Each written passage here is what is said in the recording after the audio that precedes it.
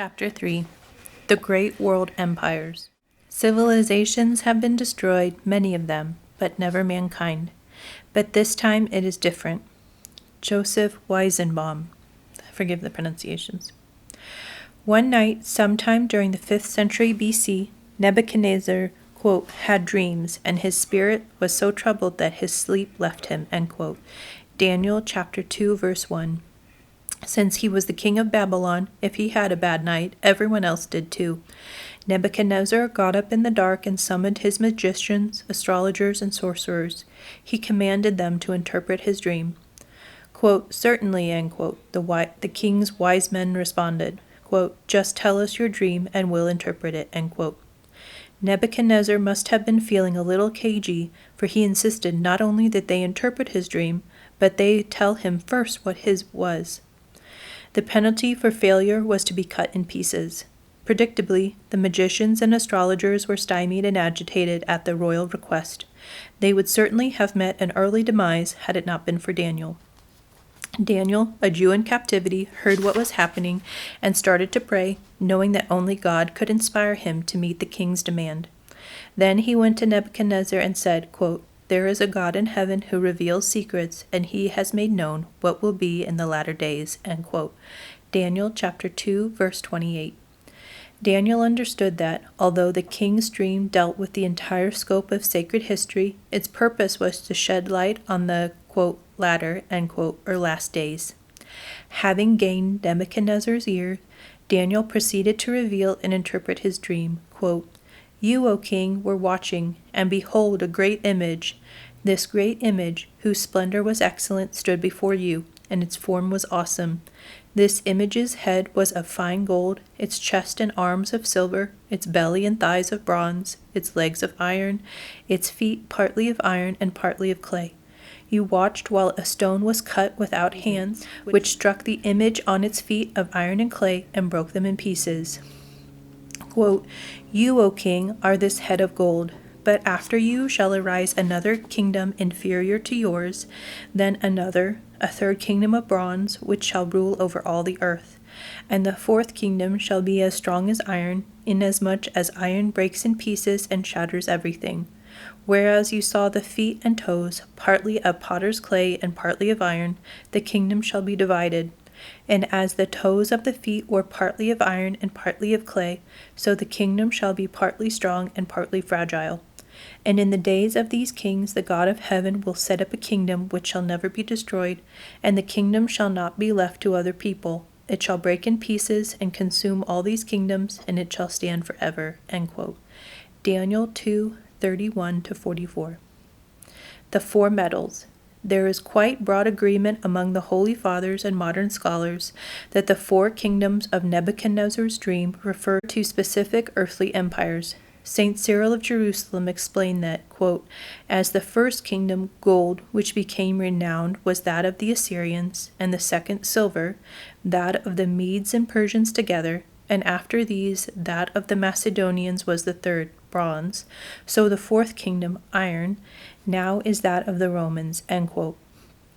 The Roman kingdom had two distinct periods represented by the legs and the feet. The legs of the first period are wholly of iron and thus very strong, yet there are two legs, suggesting the historical division of the Roman Empire into east and west. The feet, representing the second Roman period, are partly of iron and partly of clay. Because of this mixing, they are weaker. The 10 toes suggest the 10 nations, quote, called, quote, 10 horns in Daniel 7:7, of the final phase of the Roman Empire, from which Antichrist is to make his appearance. This phase, as we will see, is our modern times. 2nd century Bishop St. Irenaeus noted the great division of humanity which the 10 toes of the figure represent. Quote, for that kingdom must be divided, and thus come to ruin. The Lord declares when he says, quote, every kingdom divided against itself shall not stand, end quote. It must be, therefore, that the kingdom, the city, and the house be divided into 10, and for this reason he has already foreshadowed the partition and division which shall take place. The 10 toes, therefore, are these 10 kings, among whom the kingdom shall be partitioned, of whom some indeed shall be strong and active or energetic, others again shall be sluggish and useless, and shall not agree. So also Daniel says, quote, some part of the kingdom shall be strong, and part shall be broken from it. As thou sawest the iron mixed with the baked clay, there shall be minglings among the human race, but no cohesion one with the other, just as iron cannot be welded onto pottery ware. End quote. The terrible image in the king's dream is a composite of metals, from soft yet precious gold to hard yet common iron. Protestant commentator C.I. Scofield suggested that these world empires reflect a gradual decrease in spiritual refinement and a corresponding increase in material strength over the course of human history. Quote, from the head of gold to the iron of the fourth kingdom, there is deterioration in fineness, but increase of strength. Then comes the deterioration of the fourth kingdom in that very quality, strength. The kingdom is divided into two, the legs, Eastern and Western empires, and these are again divided into kingdoms, the number of which, when the stone smites the image, will be 10. End quote. This view of history has been, in fact, widely held. Quote, the ancients, end quote, wrote Thomas Molnar, quote, as witness Ovid's Metamorphoses, believed that a golden age preceded the silver age, and that they themselves lived in an iron age, end quote. But in what sense were the pagan kingdoms preceding the birth of Christ actually better than the Roman Empire, in which Jesus actually became incarnate? The Babylonians worshipped the sun god Shamash, while the Persians worshipped their god of light, Ahura Mazda. The Greeks worshipped a pantheon of gods residing in Mount Olympus. Romans worshipped the Greek gods also, but renamed them, e.g., Jupiter instead of Zeus. While the men of these ancient kingdoms were pagan, most at least believed in higher spiritual powers. Quote, it is true that the pre-modern societies were ignorant of the real identity of the giver of life, end quote, wrote contemporary writer Father Michael Alexa. Quote, but their basic intuition that there is a sacred, rather than a natural power as in the modern attitude, behind the cosmos was essentially valid from a Christian viewpoint, end quote. Though ignorant of the true nature of the objects of their devotion, these men tended to be devout. For example, St. Paul observed that the Greek Athenians worshipped at the shrine of, quote, the unknown God, quote, end quote. See Acts chapter 17, verses 22 and 23. He used their devotion to this deity to instruct them concerning the true God of all creation. When God chose to reveal himself fully, he selected a certain race, the Jews, to be the initial recipients of his self-revelation. He taught them through prophets and called them his, quote, chosen people, end quote. Although the Jews often disobeyed their God and paid a heavy penalty for it, they never rejected a spiritual worldview. They slipped into idolatry, but not atheism. However far from God's truth men may have been during those ancient times, few would have denied that there was a truth. The concept of atheism was so repugnant and foreign that early Christians were sometimes ignorantly accused of this very thing. Contemporary writer Father Michael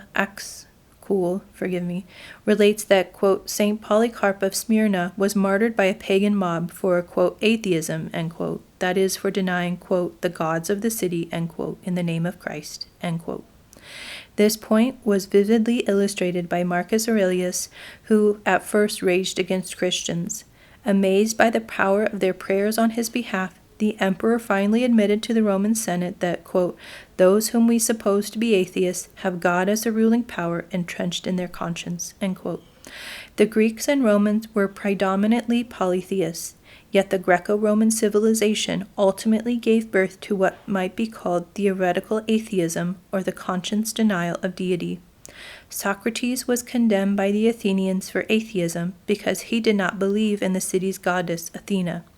Cicero claimed the existence of gods could not be proved, and Lucretius asserted that the cosmos was solely material. With the rise of the Fourth Kingdom, Rome, man began to define the cosmos solely in terms of himself. He refused, as Father Seraphim Rose put it, quote, to acknowledge any arbiter of fact save the proud human reason, end quote. He venerated, if not worshipped, his rational mind and expected it to unravel all the knots of the universe. Mankind claimed no longer to need God. Under these conditions, atheism, and its corollary nihilism, became the providence not only of philosophers but of the common man. Consequently, the Romans, meaning all under the dominion and influence of this kingdom, even up to the present times, became both stronger in a material sense and far more crude spiritually. The four beasts. Daniel also described the four kingdoms as predatory animals. Quote, "And four great beasts came up from the sea, each different from the other. The first was like a lion and had eagle's wings. I watched till its wings were plucked off, and it was lifted from the earth and made to stand on 2 feet like a man, and a man's heart was given to it. And suddenly another beast, a second like a bear, it was raised up on one side, and had 3 ribs in its mouth between its teeth. And they said thus to it, quote, 'Arise, devour much flesh,' end quote. After this I looked, and there was another like a leopard, which had on its back 4 wings of a bird. The beast also had 4 heads, and dominion was given to it. After this I saw in the night visions, and behold, a 4th beast, dreadful and terrible, exceedingly strong. It had huge iron teeth. It was devouring, breaking in pieces, and trampling the residue with its feet. It was different from all the beasts that were before it, and it had 10 horns. I was considering the horns, and there was another horn, a little one, coming up among them, before whom 3 of the first horns were plucked out by the roots. Rome, final form of 4th world empire. And there in this horn were eyes like the eyes of a man, and a mouth speaking pompous words." End quote. Daniel chapter 7, verses 3 to 8. Again, there is general agreement as to the world empires which these beasts represent. The first is considered to be Babylon, the second Medo-Persia, the third Greece, and the 4th Rome. In Daniel's vision, it is the 4th beast which represents the condition of the world when the grim events of the end times are to unfold. This beast is much different from the preceding ones. It is indomitable and ruthless, without self-restraint. The 4th beast, like the 4th kingdom, describes a world that has rejected God and truth. In this milieu, a leader is to come forth who will combine all the worst traits of this fallen humanity. So unnerving, so profoundly abnormal was the vision of this society and its leader that Daniel begged God for clarification.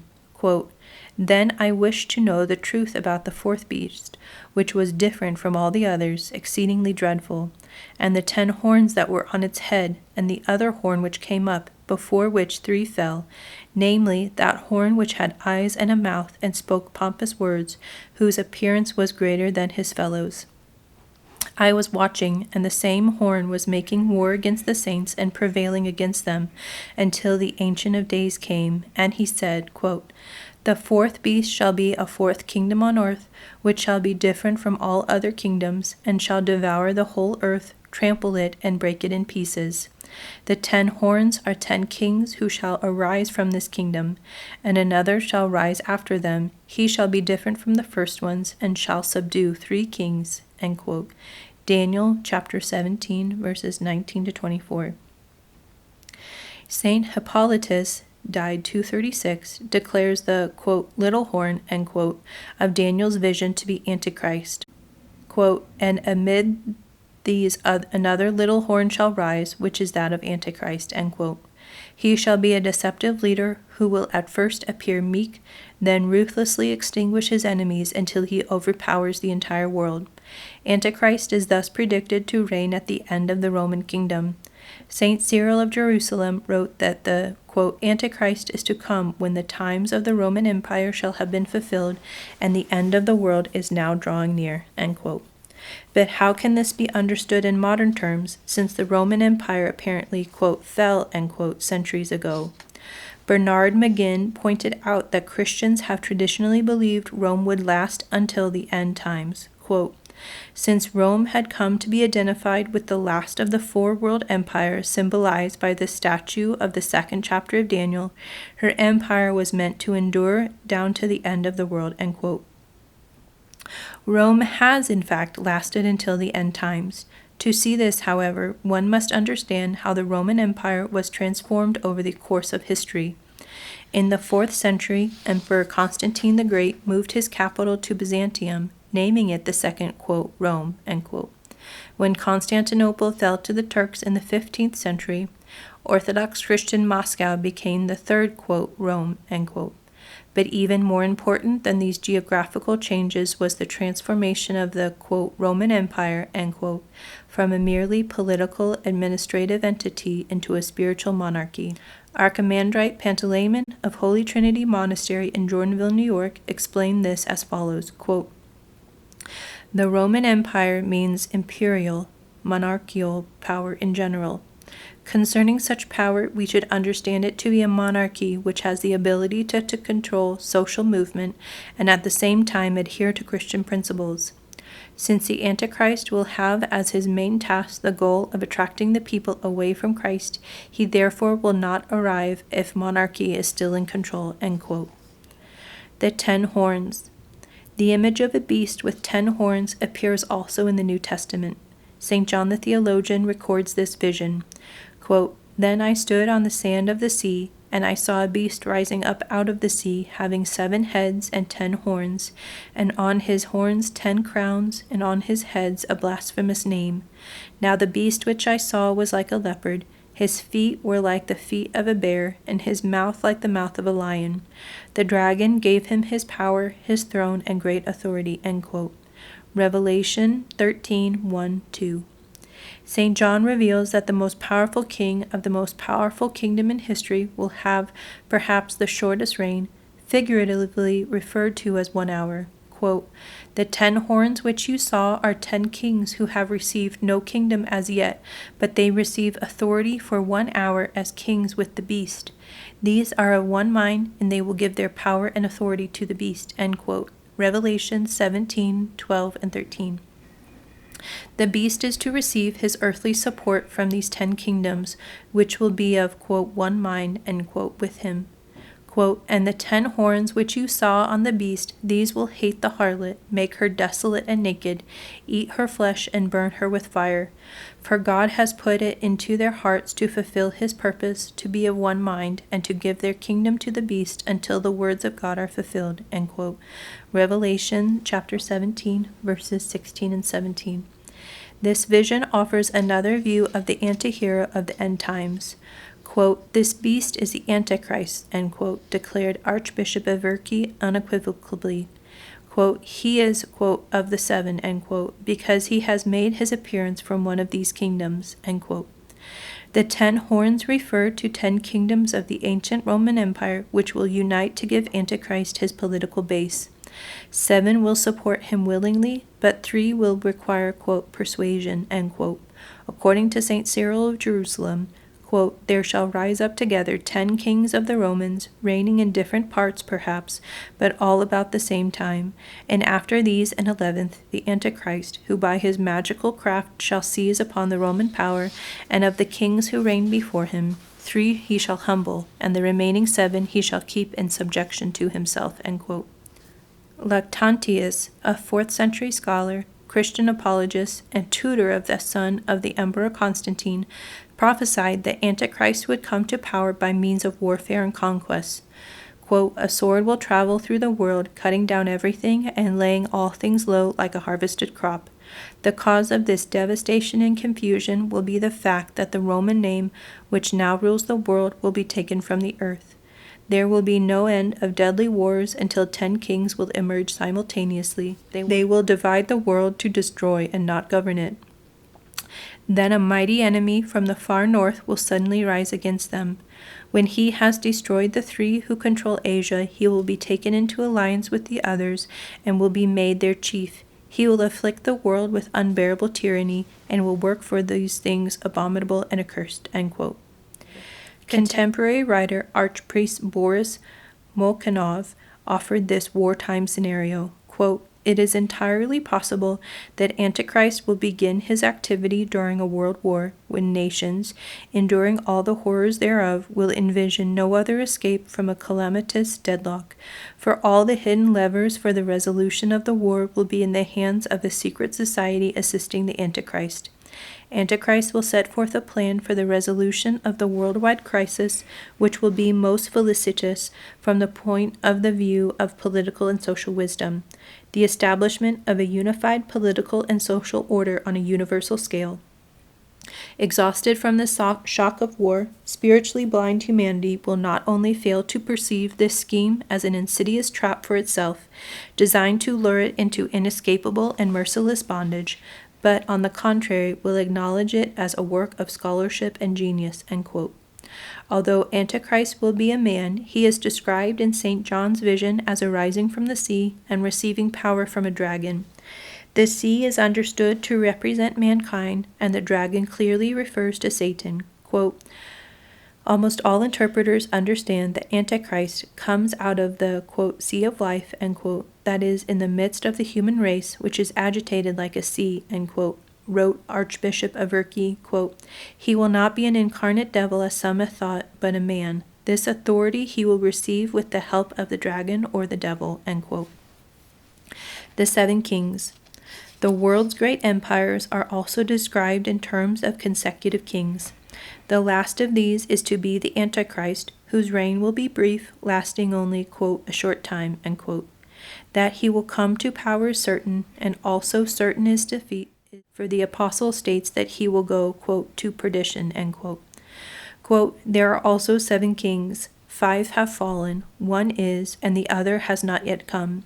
And when he comes, he must continue a short time. The beast that was, and is not, is himself also the 8th, and is of the 7, and is going to perdition," end quote. Revelation chapter 17, verses 10 and 11. St. Andrew of Caesarea, underscoring the thinking of yet another father, wrote in the 5th century that, quote, "Under the name of 5 kings who have fallen out of the 7, Blessed Hippolytus understands ages, of which 5 are past already. The 6th, in which the apostle saw this, is going on, and the 7th age, which follows upon the 6th, has not yet come, but when it comes it will not continue long. Or, the kings are the 7 kingdoms which have now been from the beginning of the world until now. 5 have already fallen. The 6th, under which the revelation was made, was ancient Rome, and the 7th is yet to come. This is the new Rome," end quote. Prophecy fulfilled. It is provocative to examine history and contemporary events in search of the fulfillment of these colossal prophecies. They are given, after all, for instruction and admonition, lest, quote, "that day come on you unexpectedly," end quote. Luke 21:34. Yet Christians should remember that Satan also knows the Scriptures. He tempted Christ with them, saying, quote, "It is written, quote, he shall give his angels charge over you," end quote. Matthew chapter 4:6.